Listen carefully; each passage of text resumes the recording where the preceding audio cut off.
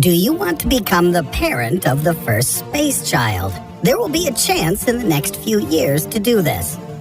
The founders of the Irish company Spacelife Origin stated that they're looking for someone willing to give birth in space. According to their idea, in 2024, one woman, or a few of them, will, for the first time in history, give birth on board a spacecraft 400 kilometers or 250 miles from Earth. This experiment, according to the company executives, is an important step in the path towards Mars colonization.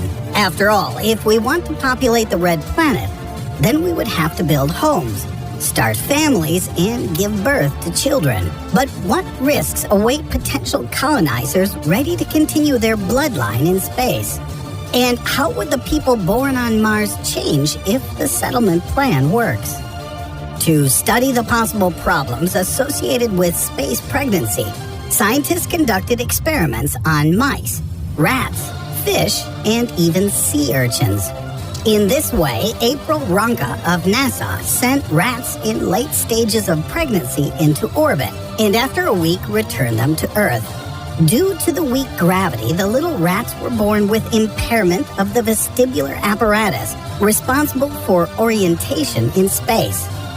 Other scientists sent rat embryos into space.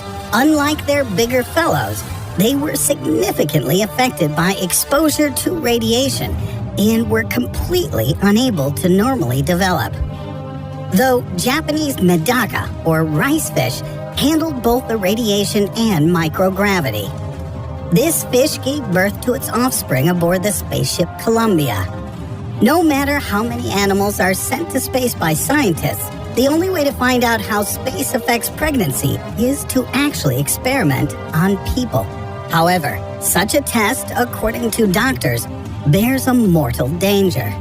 But before we continue, I'd like to mention that this video is supported by an advertiser, Star Conflict. It's a great online space action game, which I really like. It's a mind-blowing free-to-play game. They've got more than 240 specialized spaceships for large-scale space battles. It's free, it's very fast-paced, with fast player progression, and with a massive open world full of dangers and treasures. Please follow the link in the description of this video and grab your free bonuses. The Black Fort spaceship and a premium account for 3 days for free. I've already invited all my friends, and now I invite you. Let's play together.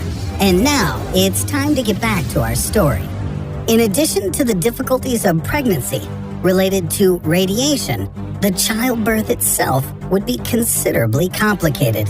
After all, most women find it easier to endure contractions while upright. Doctors' opinions is that gravity itself helps these women. But with weightlessness, the future mother would be deprived of these mitigating conditions.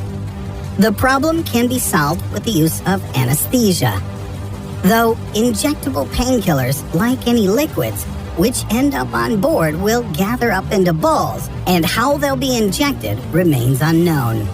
The birth of the child causes fear on its own, as the first thing that goes into the child's lungs is an artificial breathing mix, not natural air. Whether this makes a difference is unknown to doctors. They are, however, sure that the physical trials of the mother and child do not end there, since they would also have to survive the landing of the spaceship, which is accompanied by a loud fall, shaking, and unhealthy stress, even for experienced astronauts. It's not known if a person just a couple of days old would be able to handle such strain. Regardless, futurologists believe that in 2 or 3 centuries, Mars will be colonized by mankind, and people will procreate there. Be that as it may, the colonizers of Mars will not look similar to us, dwellers of Earth. First off, the Martians would be taller. This hypothesis was checked by NASA astronaut Scott Kelly. He lived on the International Space Station for a year. During this time, weightlessness weakened his bones and expanded the space between his vertebrae. In result, Kelly grew 2 inches or 5 centimeters. And even though Mars, unlike the space station, has gravity, it's still too weak to keep people's heights from changing. Low gravity and weak bones would be the cause of the second biggest difference between Martians and us. Considering the high risks of pelvic fracture during labor, Martian women would likely choose to undergo cesarean section. And since the size of a person's head is partially limited by the width of the birth canal, Martian skulls can become larger than ours. However, changes in the skull will occur primarily due to large brains, which will increase in size due to the high intelligence of future people. In addition, such a giant head will help hold big eyes. By some estimates, in 1 billion years, the diameter of future people's eyes will reach 2 to 3 inches or 5 to 7 centimeters. The thing is, the sunniest weather on Mars looks like a very cloudy day on Earth. Therefore, the Martian retina will be forced to adapt to these new conditions, and as a result, the eyes will increase in size. But perhaps the most striking difference from Earthlings would be their skin color. Some scientists think it will be orange. The reason is Mars' thin atmosphere, which lets through too much cosmic radiation. And so, on average, a resident of the red planet will receive 5,000 times more radiation than someone on Earth. Carotenoids would help fight irradiation in Martians. These are pigments which make carrots, sweet potatoes, and pumpkins orange. They provide protection from harmful ultraviolet radiation. According to the assumptions of futurologists, because of this fight against cosmic radiation, the Martians' bodies will produce so much of this pigment that their skin will sooner or later turn orange. The noses of the colonists will also undergo significant changes. Scientists believe that only 2 holes would remain of the nose for breathing. There simply would not be a need for a big one. This is due to the fact that for a considerable part of the time, people would be wearing tight spacesuits that do not let in various smells. So the olfactory receptors of the inhabitants of the red planet will atrophy as they are unnecessary. Hair will also disappear from human bodies. Right now, our eyebrows and eyelashes protect our eyes from sweat going into them, while the hair on our heads, arms, and legs help us keep warm during cold seasons. But future people would spend millions of years in comfortable spacecraft with constant temperatures.